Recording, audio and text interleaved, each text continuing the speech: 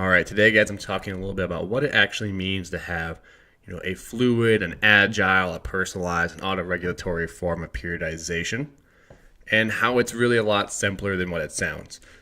So, in nature, or by nature, the term agile, fluid, kind of brings about the context of non-determined. Right? We have an outline, but we don't necessarily have a specific, regimented plan we have to follow.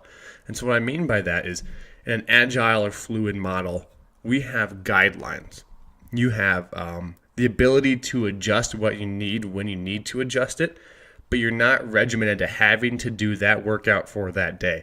So the idea of this is to now bring more context and specificity in terms of the training itself to fit into how you actually feel and how you're going to perform. So what I mean by that is even sorts of methods like using RPE, so rate of perceived exertion, is a form of agile or fluid, periodization, because in nature, RPE is a subjective metric, meaning how you feel determines how much weight you're going to lift. And so by that definition alone, it's going to be adjusting day to day depending on how you feel and whether or not you're feeling the ability to push a little bit further or pull back. The human body is really good at knowing a lot about yourself. And so under the constraints or guidelines of a general program, having the ability to fluidly manipulate the variables within it, the intensity, the volume, the number of jumps you do, number of lifts you do, to fit the need for you that day makes a lot of sense. And I think what happens is we kind of get this big picture concept of, I'm going to plan out 3 months of my training cycle, and every day is going to be X, Y, and Z. And that's excellent, and that gives you a lot of guideline, a lot of direction, but it's not going to specifically take into account how you feel day to day. And what I mean by that, I think the term is used like a periodization model where we plan out 3 months is kind of like a map quest. Remember those old things you used to get where it told you take left here, go right here. But really, fluid periodization is much more like a GPS or Waze, which is a type of, it's an app like a GPS, that adjusts to the current nature of traffic itself. So yes, you're still going from point A to point B, but in one form, you have to follow this A, B, C, D kind of model. And the other one is, if we need to make an adjustment, take a detour. We got, a car accident ahead of us. We have, road work being done. Well, we need to take a detour. Well, in my life, if I have I don't sleep well the night before, I have more stress than I care for, I have something going on that's not allowing me to maybe be the best I can be for that day, well, that's fine, and let's adjust and let's fit in what we need for what you can do. And so you're still going from point A to point B, but you're adjusting based on some of those subjective feelings. And this is where collecting some objective measurement can really help. So maybe your goal is to be ready to train for power development, and so you're going to use jump height as a means of readiness testing.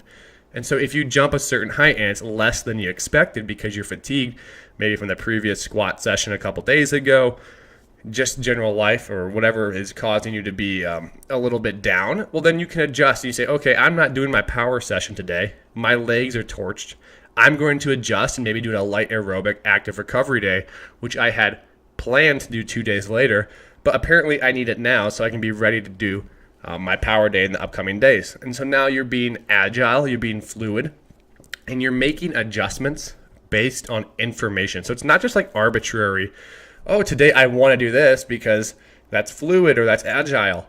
No, it's more like, okay, based on the information I've collected, I should probably do this instead. I feel that I need to do this. I'll get better results.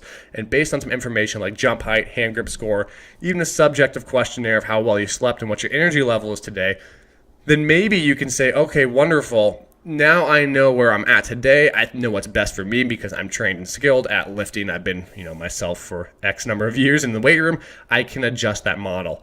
And so we still have those constraints and guidelines of I want to get my goal and achieve those goals, but now we're fluid and agile to fit the context for that day because all we care about are aggregated gains. We want to make small gains every day. And sometimes taking, not taking a step back, but not taking a step forward is going to save you down the road because sometimes that one step forward to achieve that day that's really difficult that you're not ready for is such a large taxation on your body that you're not going to maybe recuperate in the way, and it throws your whole program off. And so that's where the whole kind of monolithic periodization model struggles at times is because what happens if we do have a bad day? Well, having the agile adjustments with the ability to have some changes based on your own needs and your own context for yourself allows you to manipulate the variables to best fit yourself. So when we talk about agile, fluid, auto-regulation, individualized, whatever you want to call it, type of training, it's all about understanding how you feel based on maybe some subjective and objective metrics, and then deciding whether or not you want to then move on forward with a certain workout for that day or make an adjustment or be agile, be fluid in your periodization and pick something else that fits in better with the picture. Great question, guys. Thank you for listening. Really appreciate it.